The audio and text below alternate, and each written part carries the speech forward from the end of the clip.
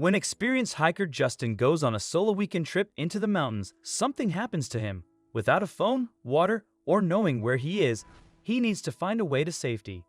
Just as he's about to give up, he spots an old shed built into the mountain. He hopes to find help there, but never expects what he'll discover inside. Using his last bit of energy, Justin reaches the old hut. He knows this place might be his only chance to survive, but it looks like no one has been there for years. By the time he gets to the shed, it's night and he has no light. Inside, it's pitch black, but at least he's somewhat protected. He falls asleep quickly, not knowing what awaits him in the morning. When Justin wakes up the next morning and looks around, he's ready for an adventure. However, he has no idea what he's about to get into. At 55 years old, Justin was no stranger to hiking and was excited about his upcoming trip. He had planned it for a long time, and it was finally here. But he had no idea it was about to go so wrong. The trip went smoothly for the first 2 days. Justin had all the right supplies and was enjoying the fresh mountain air, having the time of his life. He was pushing himself, exploring new heights, and seeing wildlife he'd never seen before. He was happy and smiling, feeling this trip was just what he needed to clear his mind after a tough time. But things were about to change. On the morning of the third day, Justin woke up feeling rested and ready for another day.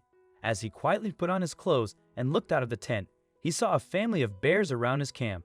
Quickly, he put on his boots, grabbed his pocket knife, and cut a slit in the back of his tent to slip out quietly. Justin could hear the bears rummaging around his camp as he walked away through the woods, scared they might follow him. He hoped they wouldn't, especially since he had left some food behind in the tent. Luckily, the bears stayed at the camp, not following him as he climbed higher into the mountains. Looking back, he saw the bears destroying his camp. He decided to hike away and come back later when the bears would be gone. Trying to keep his direction was hard in the dense woods. Even if he knew where his camp was, it wouldn't help him find his way back to civilization. He had left his map, GPS, and phone in the tent. He hadn't thought about grabbing them when he fled. His only thought was to escape. Now, he wished he had something to guide him or help him find other people. Justin was kicking himself. He should have been giving his friends daily updates, but being so high up in the mountains, there wasn't a lot of service. When he did have it, he didn't think about calling or texting anyone. He was enjoying his time by himself.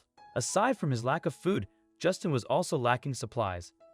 He was lucky he had thought to throw on his boots before he left, but right now his best tool was the pocket knife he had used on the tent. Aside from looking for people throughout the woods, Justin began looking for fresh water too. But that was proving difficult to find. Justin was steadily getting tired and dehydrated and was having to pause to rest more often than he'd like. It was imperative that he find clean, fresh water soon, or he might get sicker. Justin was hoping to find a person, but instead he found a place. After walking around the mountains all day, Justin was tired, dehydrated, and hungry. Evening was descending quickly on the mountainside, and Justin needed to find shelter quickly. The woods could be dangerous in the dark. Justin had been climbing upwards for the last half hour, hoping for a clearing that would let him see some water nearby. He finally found a clearing, but instead of finding water, he found something even better. It was hard to make out from this far away, but it looked like a shelter. Setting off in the direction of the shelter, he moved as quickly as possible. This wasn't easy. There wasn't a clear path to the shelter. He walked quickly and got caught by branches and weeds as he went, gathering small cuts and bruises. As darkness came over the mountainside and Justin finally made it to the shed, it was completely dark out. There was no light coming from anywhere. The moon wasn't out tonight, and the stars were of no help. He had to feel his way around, and finally he found the door handle. Opening the shed, he went in, exhausted. Feeling around, Justin didn't find food or water, but he found something that felt a lot like a bed. Extremely tired, Justin crawled on top of it and immediately fell asleep. He hoped he'd be able to find water the next morning. He just had to. It was the sunlight coming through the cracks in the shed walls that awoke Justin the next day. It took him a little while to realize the situation he was in. After a minute, the ordeal on the mountain came back to Justin. There he was in an unknown place, lying on a stranger's couch. Justin looked around slowly. What was happening to him? His mouth was so dry he could barely open it. He desperately needed water. Suddenly, he jumped off the couch and went straight to the faucet, hoping for something drinkable. It took some effort to turn the knobs, but he managed. At first, brown liquid came out, but soon fresh water started flowing. It was clear that nobody had been here for at least a year. Everything looked old and dusty, and every move Justin made created clouds of dust. It was hard to imagine anyone had ever lived here. There was only the bare minimum in the shed. Justin checked all the drawers, but found nothing. In the top drawer of the last cabinet, he found a flashlight. Except for the running water, nothing else seemed to work. Justin turned his attention back to the faucet, which came out of the wooden back wall of the cabin.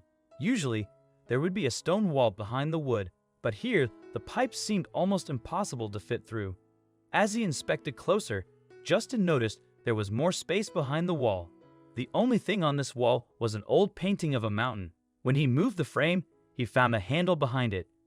He pulled, but it was stuck and rusty. With more force, the wall started to move, revealing a hidden wooden door. Justin couldn't believe his eyes. It felt like a movie plot. Behind the door was a dark, chilly stairway. Suddenly, he felt very nervous. What was he getting himself into? Why was there a hidden door? Although Justin had tested it upstairs, the flashlight did not seem to provide any light anymore. But Justin was not giving up. After unscrewing the lid on the back, he took out the batteries, switched them, and put them back in. Finally, it started to give a faint light again. It was obvious that the torch was not going to continue for long, but luckily Justin was not going to need it for too long. Justin continued to walk further down. He felt weakened by a lack of food. The stairs did not go down far, and Justin arrived in front of a fairly heavy-duty door. It was obvious that whoever designed this hole had aimed to do it in a way that would keep trespassers out. Multiple keys were needed for opening the door, but not for Justin. Despite all the keyholes, the door was unlocked. Justin thought the last person might have forgotten to lock it. He opened the heavy door and saw an emergency generator next to the entrance. With his flashlight dimming, he quickly found the switch and turned it on. The room lit up, and Justin was stunned.